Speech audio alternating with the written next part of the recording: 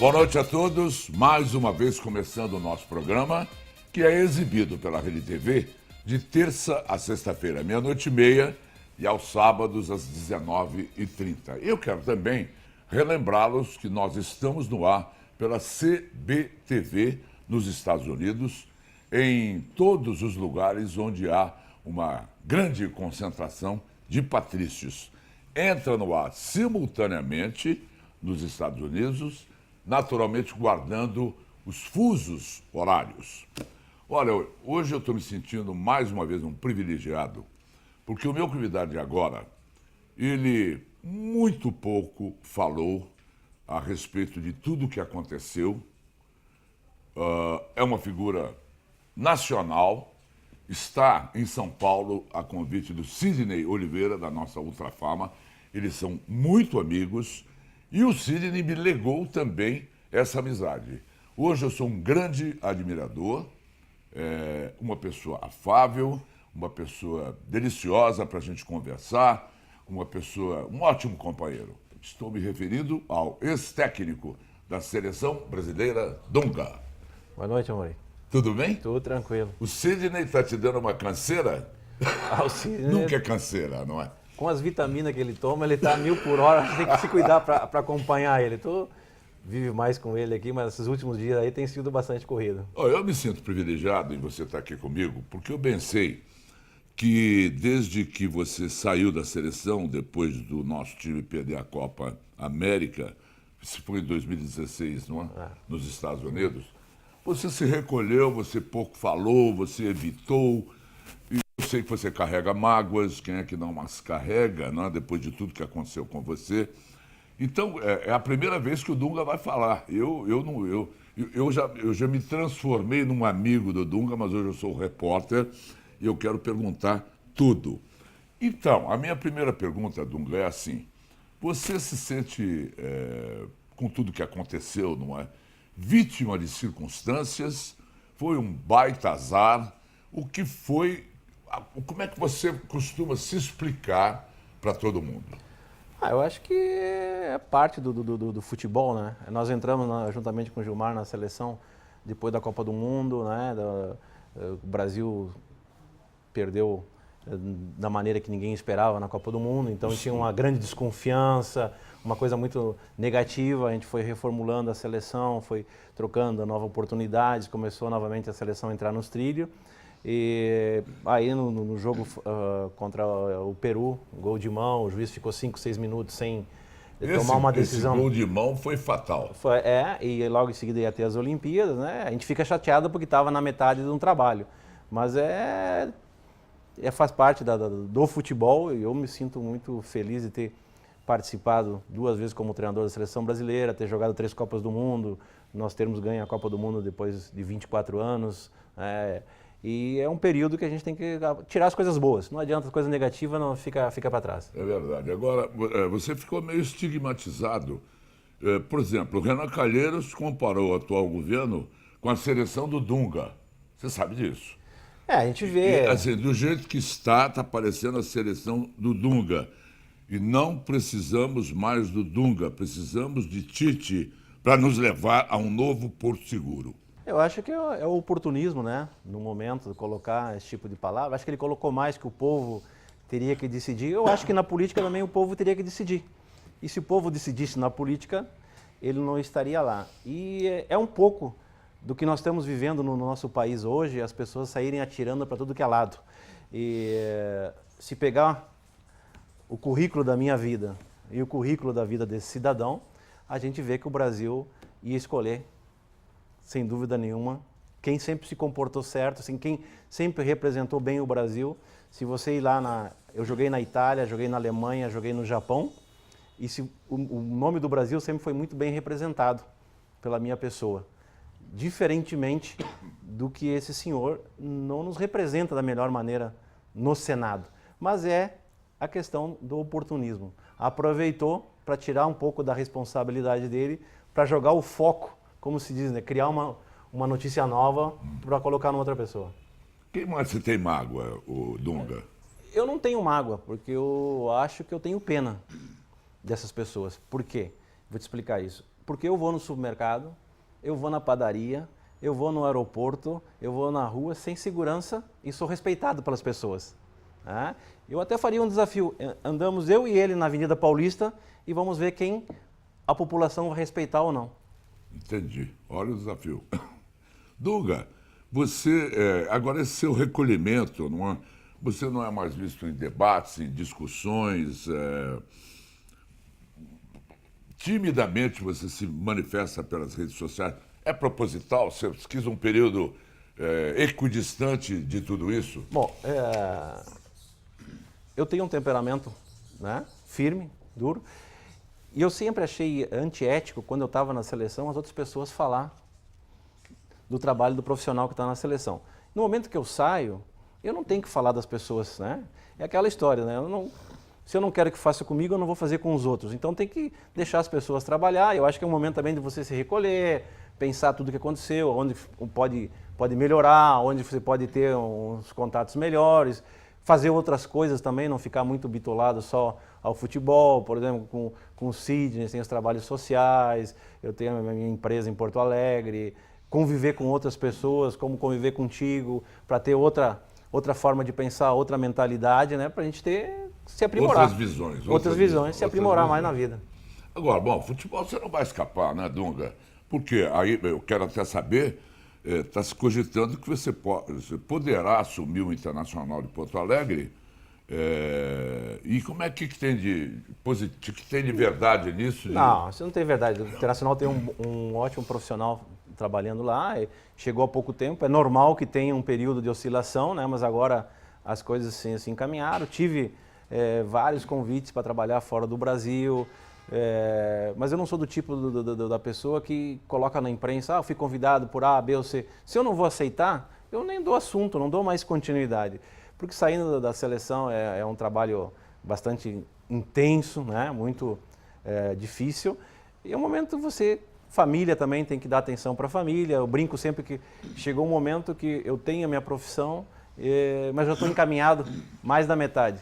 O mais importante é dar uma sequência aos meus filhos, encaminhar os meus filhos para a vida profissional. Quantos filhos hoje, Dom? 3. 3 filhos. Com que idades?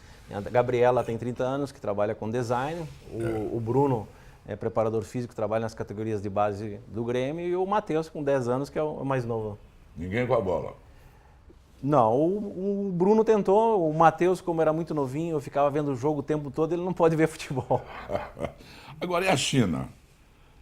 A China teve vários contatos, várias manifestações, mas eu peso muito o lado da família. Como eu falei antes, eu fiquei 10 anos fora do Brasil, joguei na Alemanha, na Itália, no Japão, e a família sempre me acompanhou, nunca criou problema. Então chegou um momento de eu me doar um pouco para a família, Entendi. Das vontades dele, das necessidades da família. Mas a China te ofereceu uma ótima proposta. A China teve algumas ofertas, né? A gente conversou, eu inclusive estive na China justamente com o Sidney Oliveira, né?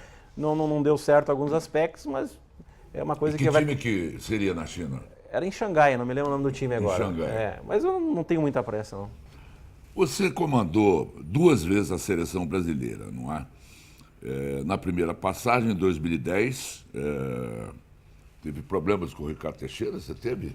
Não, o Ricardo não teve nem problema, né? Foi que depois que a gente saiu da Copa do Mundo, ele fez uma declaração, mas meu relacionamento com ele sempre foi muito tranquilo. Eu queria saber, Dunga, toda essa temporada sua com a seleção brasileira, os tipos de pressão que você sentia, como é que você driblava isso? Como é que você tem um fair play, assim, muito legal, que na nossa convivência, eu te observo com as outras pessoas, como é que deve ser muito difícil. Tem o assunto da bola em campo, tem o assunto dos bastidores, não é? Não, a seleção... Pressão para botar um jogador ou não. A tua pergunta é ótima, porque todo mundo faz essa pergunta e muita gente diz como é feita essa pressão. Ninguém tem coragem de vir falar com o treinador sobre A, ou B ou C. Aonde é feita essa pressão? É feito através das notícias, que se coloca as notícias em vários meios de comunicação e aí você cria um clamor público, aí vem uma pressão da imprensa, dos empresários, da torcida. Só que a pressão dos empresários você não vê, porque é através é usado, a imprensa acha que usa, Eu entendi. mas ela é usada para fazer a pressão sobre certos jogadores. Tinha um jogador que era muito interessante em 2010, que colocava os lances dele toda hora na televisão e o público ficava assistindo, e os lances dele realmente eram bonitos, eram fantásticos, só que eram de 8 anos atrás, não eram os lances daquele momento. E em algum momento eu parava de tanta... Os caras conversavam tanto, falavam, que eu parava, mas como? Não é possível, eu não estou vendo o cara jogar isso que eles estão falando. Aí depois de um certo tempo, não, mas a gente está vendo as imagens com uma outra camisa que era de 8 anos atrás, não é do time atual. E o público confunde isso. E o público vê tanta a repetição que acaba confundindo, que ele é um torcedor, ele não é um técnico que analisa cada detalhe, né? E quando a torcida começa a clamar para você trocar um jogador, e você tem certeza que você não quer trocar, de repente, nem para atender essa massa, você cede? Você tem que ter convicção no que está fazendo com o grupo de trabalho, né? É lógico que o torcedor, ele quer mudanças, né? Ele é mais pela emoção do que realmente pela razão do pensar do que está acontecendo. Algumas vezes o torcedor tem razão, né? Que quer esse tipo de mudanças, né? Porque você não é perfeito. Tem horas que as outras pessoas enxergam um pouquinho melhor do que você, porque você está no calor do jogo. E o torcedor está um pouco fora, então ele tem uma outra análise, uma outra forma, mas a gente conversa internamente isso, né, e trabalha. Mas o mais importante, o jogador tem que ser seguro do que o treinador vai colocar, se ele estiver bem ou não. Ou vai tirar também se ele estiver bem, ou se ele estiver mal, né? Quem foi o jogador mais insubordinado que você passou pelas suas mãos? Não tive nenhum. Nenhum? Nenhum, não. Tive conversa com os jogadores diversas vezes, né? Mas eu sou muito franco. Eu falo diretamente o que eu estou pensando para o jogador, né? Então, e às vezes tu pega assim algumas situações que te colocam em dificuldade, porque tu cria no trabalho um relacionamento com o jogador, com tudo. Eu não digo uma intimidade, mas você tem um carinho por esse jogador, porque você viu a carreira, a trajetória, e chega um momento que você tem que tirar ele. Entendi. E aí a razão tem que falar mais alto. Entendi. Agora, Dunga, o Neymar, você acha que será ainda o melhor do mundo? Tem tudo. Ele não tem um título ainda, não é? Mas eu acho que agora se fala muito dessa transação dele, a visão de fora, ele estava muito bem no Barcelona, mas se nós querer ou não querer, o Barcelona já tem um ídolo que é a referência, que é o Messi. Mesmo o Neymar jogando, sendo melhor, ganhando, sempre o Messi vai ter uma certa notoriedade, entre vírgulas. Agora não, agora o time vai ser feito para o Neymar e ele que vai ter que carregar essa responsabilidade que ele já carregou desde os 18, 17 anos no Santos, não vai ter nenhum problema. Você acha que o Neymar fez bem? Eu acho que fez bem. Se você fosse conselheiro do Neymar. Dar conselhos para as outras pessoas é difícil, mas se você vê tudo que envolve o patamar, dinheiro não era problema, vai ganhar tanto A ou B, vai ganhar sempre bem. Claro. Mas ele queria um time onde ele fosse o líder, onde ele vai comandar, pelo menos vendo de fora, né? E também tem o seguinte, você ganhar no Barcelona, vai ser mais um que ganhou no Barcelona, porque ganhou vários jogadores. Agora, no Paris Saint-Germain não tem uma Champions. E ele quer ganhar, quer deixar essa marca. Ele é um jogador muito competitivo, ele quer desafios. E eu acho que ele deve ter pensado justamente isso. O Paris fez investimentos fantásticos e nunca chegou a ser campeão da Champions. E ele tem certeza, para ser o melhor do mundo, passa por ser campeão da Champions. Perfeito, perfeito. O Neymar, você comandou o Neymar várias vezes, não é?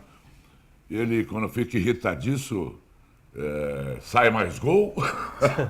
Ou ele enche o saco do técnico? Não, eles são jogadores competitivos, que querem vencer, querem ganhar. Às vezes até você pode ter uma discussão com ele, para justamente isso, porque eles não aceitam sem ser a vitória, eles não aceitam sem ser ganhar. Então quando não acontece isso, é normal que fique um pouco mais nervoso, mas daí o treinador, a comissão técnica está ali para acalmar os ânimos. Quando teve a catástrofe do 7-1, não é? Do 7-1, depois que você chegou na seleção, antes de você acontecer a catástrofe do 7-1, você assistiu o jogo? Sim. Me fale um pouco, eu imagino o Dunga assistindo esse jogo E que tipo de comentário você faz?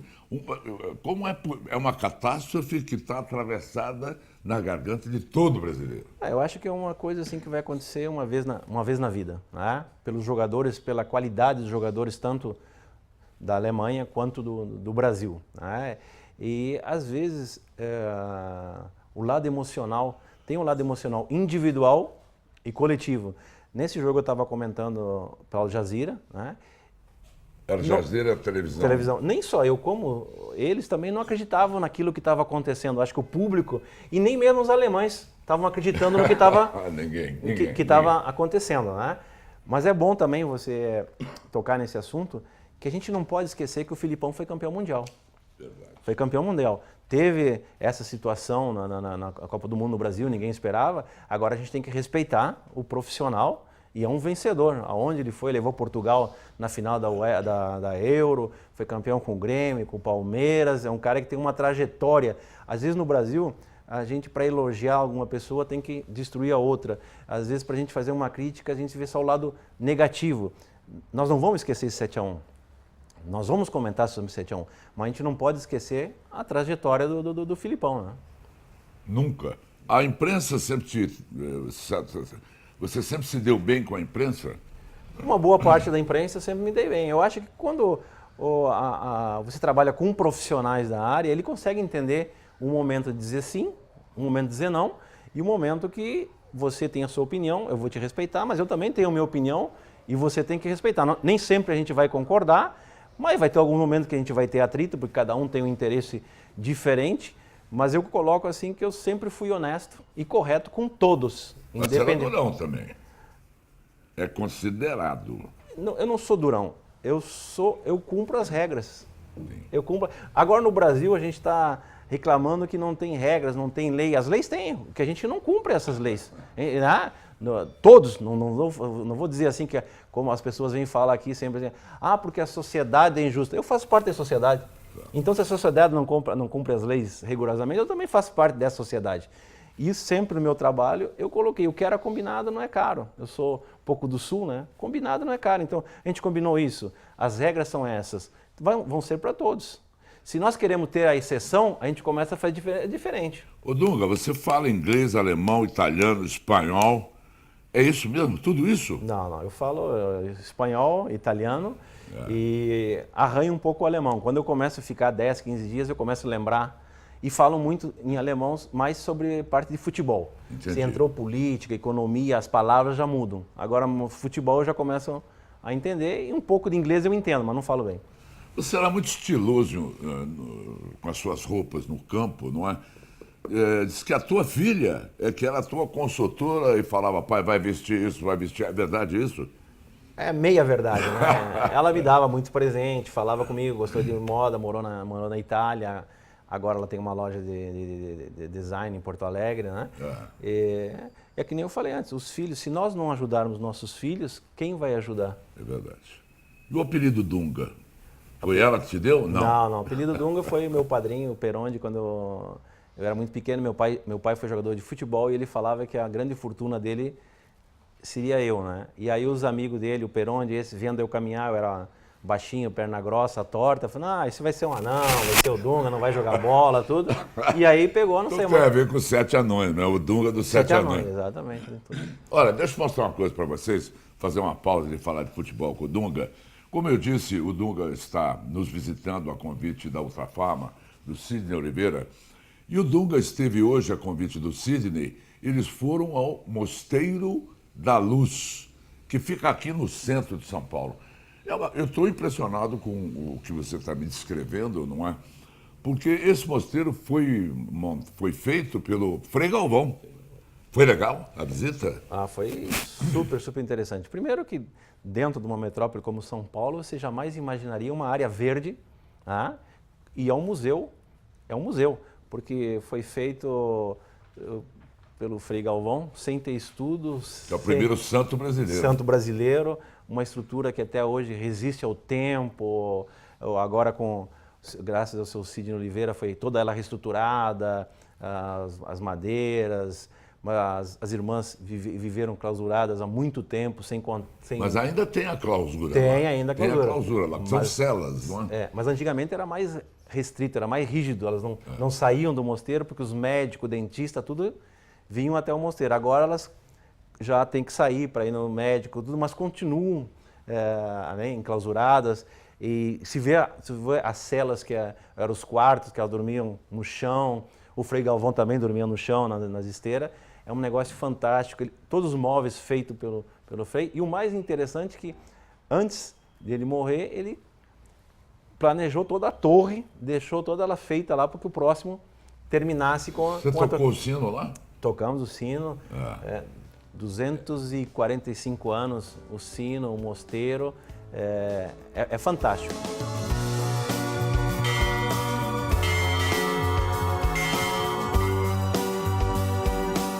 Como foi a emoção de tocar o sino de uma igreja pela primeira vez? Muito, é a primeira vez. Você sabe quando eu fazia catecismo, tinha um menino lá que tocava, assim, né? Eu tinha uma vontade e hoje eu falei, lembrei dele. Eu falei, hoje, quase 60 anos depois, eu fiz isso, né? Porque lá naquela época subia, tinha uma torre, mas tinha aquela corda também, né? Não tinha aqui tem um ainda, você viu que é de 250 anos atrás, que é com a corda. Mas hoje já automatizou um pouco, né? Porque você viu que é diferente, difícil, né? Já evoluímos. E nesse espaço aqui, Madre Aparecida, quantos anos ficou que não poderia visitar aqui? Não poderia entrar aqui? Não, é mesmo? Quantos anos que ficou fechado para visitação? Eu acredito que uns 200 anos. Uns 200 anos ficou fechado. 200 anos? Não, mas e até hoje, ela abriu uma exceção com Dunga aqui, mas aqui não é um espaço liberado, aqui é proibido. Ou seja, o que nós estamos mostrando aqui é com exclusividade. É que poucas pessoas viram no mundo. Nunca foi gravado, nunca foi filmado, você está num lugar sagrado. Abençoado. Abençoado, porque aqui mais de 200 anos não pôde entrar ninguém. Nós entramos, graças ao seu Cid, aonde poucas pessoas entraram até hoje. Porque antigamente ficava o homem do lado, né? E as freiras do outro não tinham contato, cada um entrava por uma parte. Agora já está unido, a gente entrou. As pinturas que tem lá, um negócio fantástico. Maravilhoso. Foi todo reestruturado porque é um patrimônio histórico, então não pode ser tinta, tem que ser a cal para reestruturar. Tem que ser de barro, tem que pesquisar onde é que é o barro, as telhas não podem ser trocadas, a madeira não pode ser trocada por uma nova, tem que ser toda reestruturada. É uma obra de arte, foi toda ela reestruturada como um quadro. Vocês estão vendo imagens aí, olha que legal. É um quadro fantástico. E o mais interessante também, assim, que a clausura, eu acho que isso que é interessante que a Madre falou, que a clausura, nós temos que viver no mundo atual, mas a gente tem que sair um pouco desse mundo e ter a paz interior. Então a gente tem muita notícia, muita informação o dia todo e a gente nunca para pensar no lado espiritual, no lado na alma, no ser humano. E a gente quer, eu até comentei que a gente tem televisão lá dentro? A televisão agora tem, mas não é todo o horário que elas podem assistir, tem um computador só. Para quem não entende de catolicismo, vamos explicar o que significa a clausura. A clausura é um recolhimento onde você vive você e Deus, né? Você fica isolado do mundo e ao mesmo tempo dentro do mundo. Você participa de tudo que acontece lá fora, só que você está num lugarzinho, um ambiente mais só seu. É tipo a porta do coração, né? Deus disse que tem que entrar no quarto, fechar a porta e orar, né? Então nós fazemos isso. Nós entramos aqui dentro, ficamos no nosso silêncio, isolada do mundo, mas ao mesmo tempo não desligada. A gente está conectada a tudo lá fora. Né? Sabe de tudo que se passa. Eu conheci aqui, que faleceu agora, ano passado, ano atrasado, irmãs que conviveram, Madre. Quantos anos elas conviveram aqui sem sair? 65 anos. Sem sair daqui? Sem sair. Entrou e não saiu. Não quer sair. Uns 2 anos, eu vim aqui, eu conheci ela. Ela ficou 65 anos na clausura. E o padre... irmã Cira, e o padre falava para mim, ela confessava todo dia, tem uma, como é que chama, uma janelinha, né? Ela confessava assim porque ela tinha medo de não ir para o céu. E o padre Armando falava, irmã, se a senhora não for, não vai ninguém.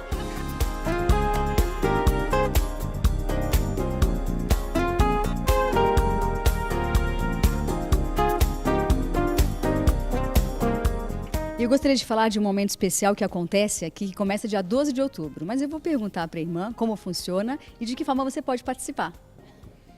Nós iniciamos a grande festa Frei Galvão no dia 12 de outubro, damos início com a festa de Nossa Senhora Aparecida. E prosseguimos até o dia 25. Só que nesse período nós temos quermesse, temos a Blitz da Saúde, que é patrocinado pelo seu Sidney.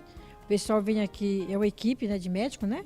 De médicos e enfermeiras e farmacêuticos. Agora também, todos os pãezinhos que vocês fazem aqui, esses bolos gostosos que a gente experimentou, vocês vendem, porém o dinheiro é revertido para onde? O dinheiro nós revertimos na manutenção da casa, que precisa. Ó, só para complementar ali, no dia da festa, são quantos dias no total, irmã? Vamos dar 13 dias, né? Da trezena. Então tem as barracas, você experimentou hoje aí os bolos, mas tem pastéis, tem uma série de coisas Delícia! Que são feitos por ela. O dia que eu não posso vir, eu mando vir buscar. Eu mando vir buscar, né?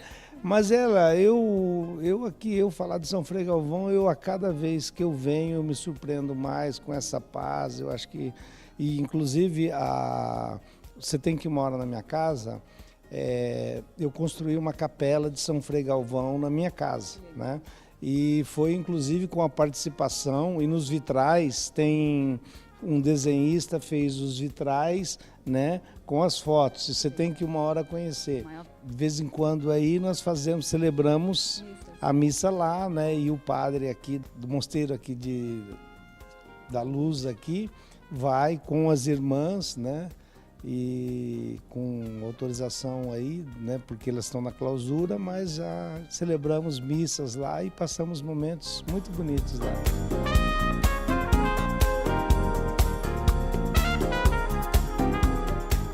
Já viu alguém mais generoso do que o Sidney? Não. Nunca vi. Tomara que todos os empresários brasileiros ganhassem dinheiro como ele ganha, porque ele é muito inteligente, e ainda fazendo bem, porque vende remédio mais barato para todo mundo, e aí ajuda todo mundo. E ainda sem falar da peça que ele está patrocinando, que é fantástica. Do Fulvio Stefanini. Do Fulvio Stefanini, do pai. E eu lembrei muito que o meu pai teve Alzheimer, né? E o Fulvio interpretou maravilhosamente bem. os trajetos, tudo perfeito como é um. E a dancinha dele? A dancinha no fundo foi para fechar com a chave de ouro lá. Foi maravilhoso. A dancinha do Fulvio é maravilhosa. Dunga, vamos voltar para futebol. Você não vai conseguir ficar longe de futebol. Não adianta você montar empresa, montar aquilo, quer ajudar os... Eu tenho a sensação que futebol é uma cachaça. Ainda mais você com o histórico que você tem. Sem O dúvida. que você gostaria que acontecesse? Você deve espreitar alguma coisa intimamente. Não tenho muita... Eu sou ligado ao futebol porque eu tenho muitos amigos no futebol, a gente conversa com outros treinadores, a gente troca opinião. O meu filho trabalha no futebol, ele tem os treinadores da base, a gente conversa porque são jovens que têm uma vontade e têm ideias novas, muito boas para o futebol, e aí cai no contrário, que eles não têm as melhores condições para exercer esse trabalho, eles tentam uma fórmula para melhorar. E como eu falei, o mais importante para mim é meus filhos dar o seguimento. E eu acho que no momento certo vai acontecer. Eu nunca fui de colocar tempo, de pressionar, ou de ligar para empresário, ou de ligar para jornalista. Não, acho que as coisas têm que acontecer no tempo certo. Você é amigo do Tite? Não.